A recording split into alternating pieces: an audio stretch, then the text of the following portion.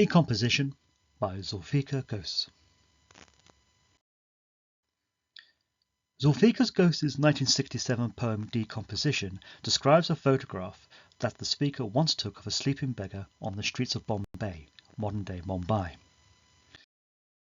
At first, the speaker looked at the scene just as a pleasing piece of photography, but as he reflects on it later, he realizes he was wrong to treat the man's suffering as something artistic. The poem is divided into 5 sections, which are almost like stanzas. In the opening section, the speaker calmly tells us he once took a photograph of a beggar sleeping rough outside, which highlights the man's vulnerability. The speaker describes his clothes and position almost as if he is a still object in front of the camera. Even the image of his shadow thrown aside like a blanket focuses on appearance rather than emotion.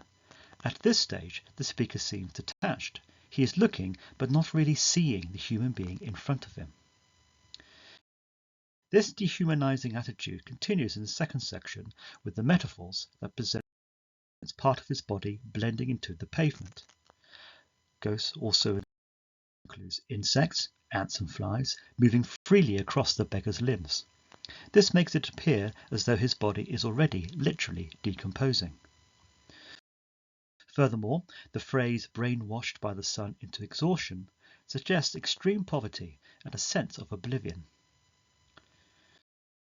The description of a fossil man makes him seem ancient, forgotten and lifeless.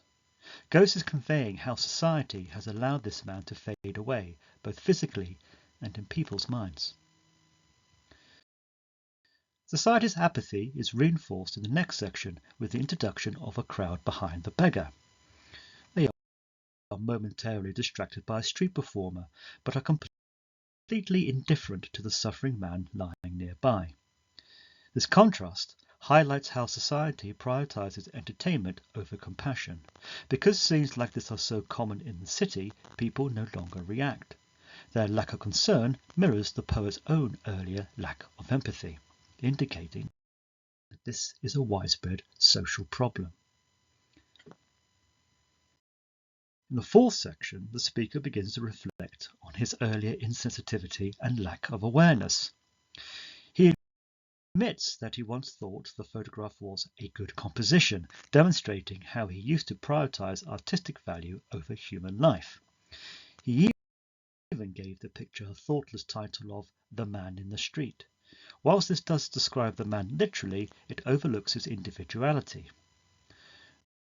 The remark that this scene was typical portrays how he used stereotypes without thinking about the human being in front of him. By the final section, the tone shifts to one of guilt and even shame. The description of the man as seeming to be weeping into a pillow makes the speaker feel judged by his own photograph. Moreover, the word chides suggests he feels told off, and he now realizes he was wrong to try to turn a man's suffering into a piece of art instead of responding with empathy. This moment from the very end is important because the speaker finally understands the need for compassion towards the poor.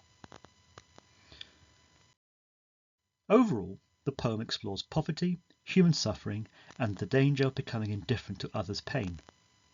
Ghose's poem highlights how easily people become numb to suffering, especially in crowded, unequal cities like Mumbai and others across the globe. Poverty becomes so common that people stop noticing it.